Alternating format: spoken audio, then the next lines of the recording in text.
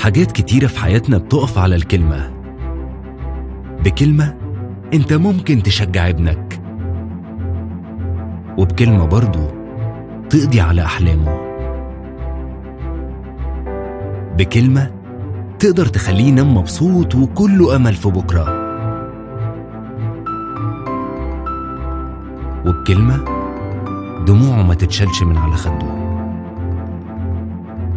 الكلمة يعني تواصل، يعني كلام وحوار، ومهما كانت اللغة والثقافة هتفضل الكلمة هي أقوى حاجة تأثر فينا.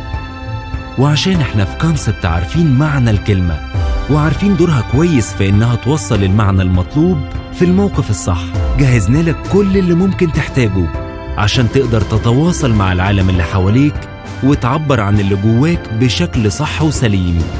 وعشان نكون الشركة رقم 1 في مصر لتعليم اللغة الإنجليزية، وفرنا لك البيئة المناسبة اللي تخليك تتكلم وتمارس اللغة، مش بس تقرأ وتكتب، لأن الإنجليزي ممارسة. ونجحنا في ده لأننا بنعتمد على أفضل المحاضرين في مصر والوطن العربي، محاضرين عندهم خبرات سنين وحاصلين على أعلى الشهادات عشان يوصلوك لمرحلة الاستقلال اللغوي في أسرع وقت. ونجحنا برضو لأننا في كونسبت بنقدم منهج معتمد دولياً يسهل على الطالب دراسته للإنجليزي، ده غير الألعاب والأغاني وكل الأنشطة اللي بنقدمها عشان نمارس اللغة بشكل عملي وسليم.